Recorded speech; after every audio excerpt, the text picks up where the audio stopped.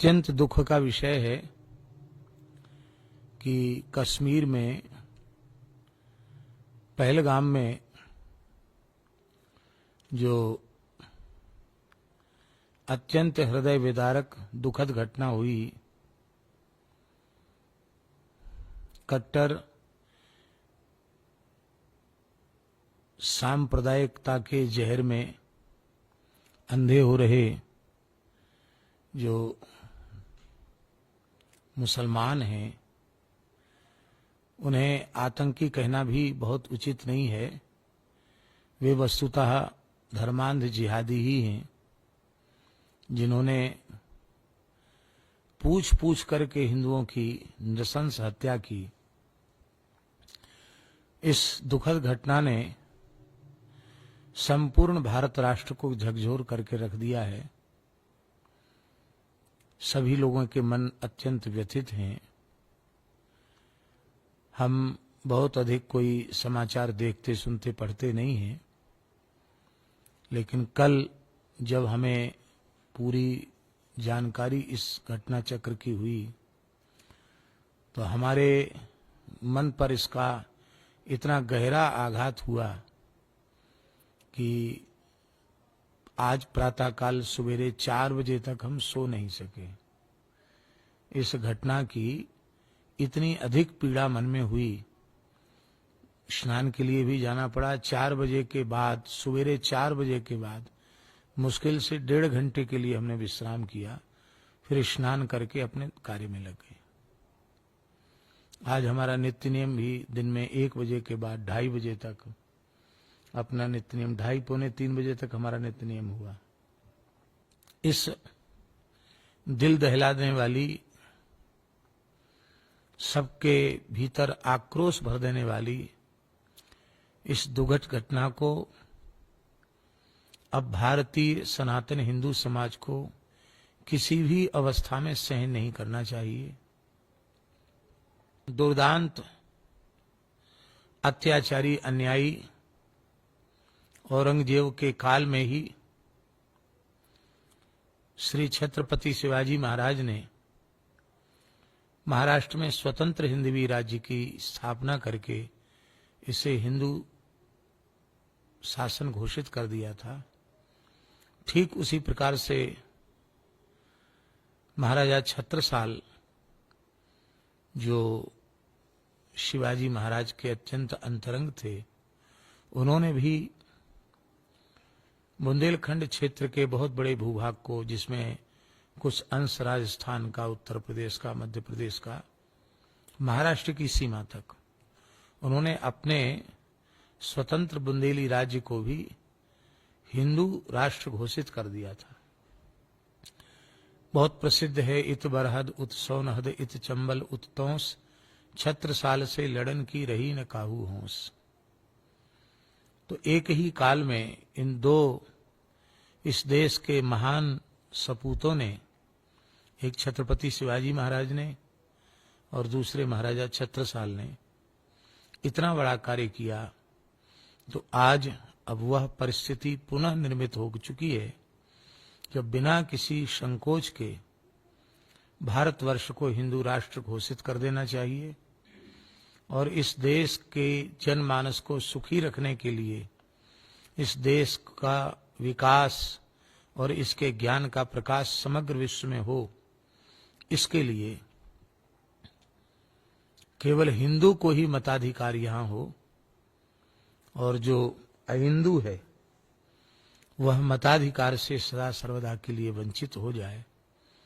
क्योंकि ये मुस्लिम तुष्टीकरण के कारण देश का सत्यानाश हो रहा है और कुछ अभागे वर्ण संकर हिंदू जो अपने को कहते हैं, वे ही लोग केवल कुर्सी के लालच में, वोट के लालच में तुष्टीकरण की नीति अपनाए हुए हैं, जो देश के लिए घातक है।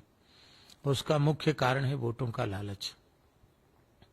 हम ये नहीं चाहते हैं कि उन लोगों की तरह बिना अपराध के किसी की नृशंस हत्या कर दी जाए।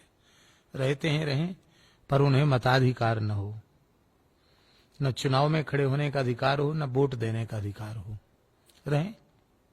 हाँ, उनके पूर्वज हिंदू थे, यदि वे अपनी दुष्टता का त्याग करके और अपनी इस्लामिक कट्टरता का त्याग करके अपनी मुख्य धारा में वापस आकर भारतीय सनातनी हिंदू बनकर रहना चाहते हैं तो ही यहां रहें, अन्यथा इस देश में अब उनको रहने की आवश्यकता नहीं है। और भारत सरकार को चाहिए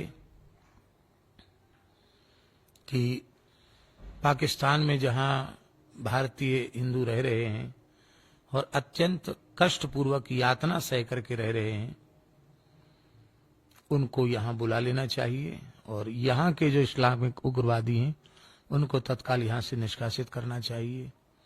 दुख की बात यह है कि जो स्थिति पाकिस्तान की है, बांग्लादेश की है, अभी बांग्लादेश में हिंदुओं के साथ कितना अत्याचार हुआ और अभी भी हो रहा है, लगभग वैसी ही स्थिति या उससे भी खतरनाक स्थिति बंगाल की है। बंगाल भी जल रहा है आग से, और केवल बंगाल नहीं जल रहा है, यहां की धरती पर रहने वाले, यहां का अन्न जल खाकर अपना निर्वाह करने वाले भारत राष्ट्र के विरोधी जो इस्लामिक कट्टरता वाले लोग हैं,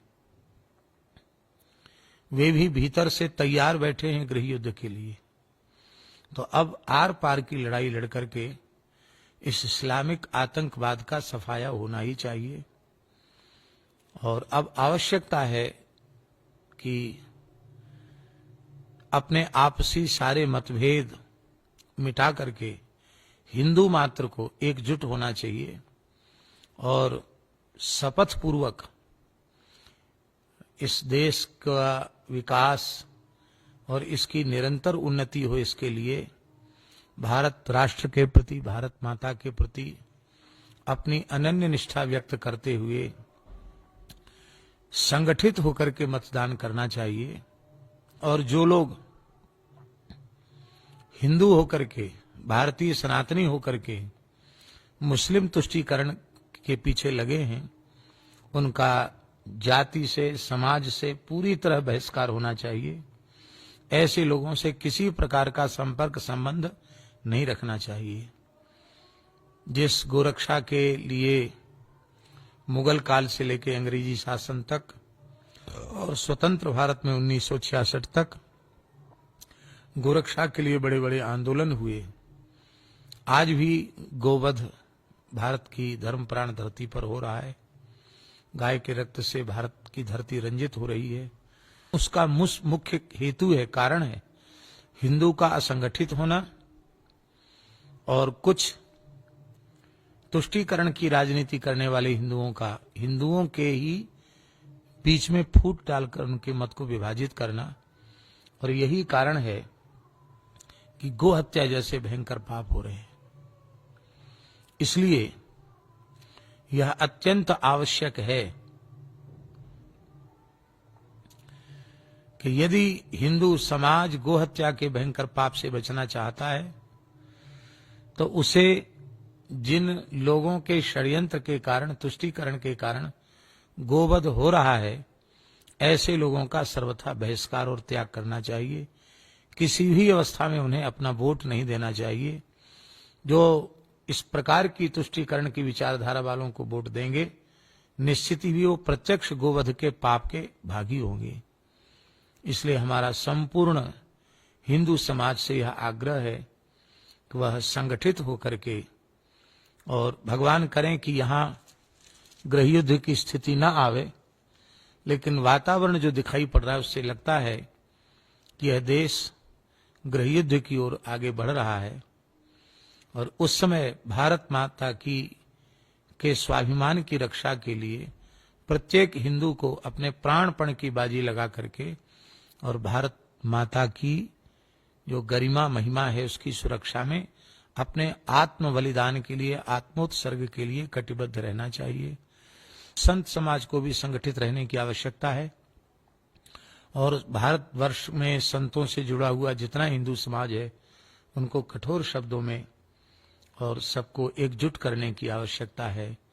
हम भगवान से प्रार्थना करते हैं कि इस संकट की घड़ी से देश उबरे, और जिन लोगों की नृशंस हत्या की गई है उनकी आत्मा को शांति मिले।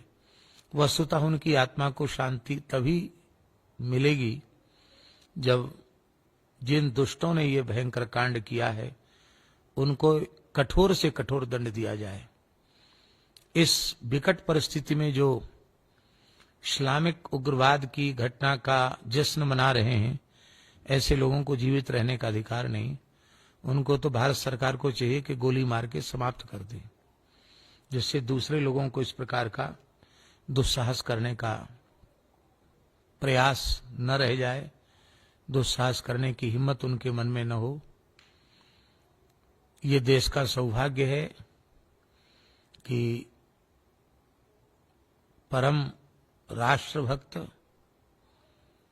भारतीय सनातन मूल्यों के प्रति जिनमें आस्था और श्रद्धा है, ऐसे नरेंद्र भाई मोदी देश के प्रधानमंत्री हैं। रक्षा मंत्री राजनाथ सिंह जी हैं और गृह मंत्री अमित शाह जी हैं। ये इनकी जो त्रिपुटी है, ये निश्चित ही देश के लिए इस समय बहुत अच्छी है। यही एक संतोष की बात है। आज पूरे हिंदू समाज को, शासन को अपना पूरा पुरजोर समर्थन देना चाहिए और जो निर्णय भारत सरकार ने लिए हैं, चाहे सिंधु जल समझौते को रोकने का निर्णय लिया है अथवा जो आवागमन बंद करने का निर्णय लिया है, इस पर अटल रहना चाहिए। और जो लोग इसका विरोध कर रहे हैं कि भारत सरकार को ये नहीं करना चाहिए, उन्हें राष्ट्रद्रोही मान करके कठोर से कठोर सजा मिलनी चाहिए। हम बार बार भगवान से प्रार्थना करते हैं कि भारतवर्ष की सर्वविध रक्षा हो, क्योंकि संपूर्ण मानव जाति की सुरक्षा के लिए भारत और भारतीयता की सुरक्षा बहुत आवश्यक है। नारायण नारायण नारायण।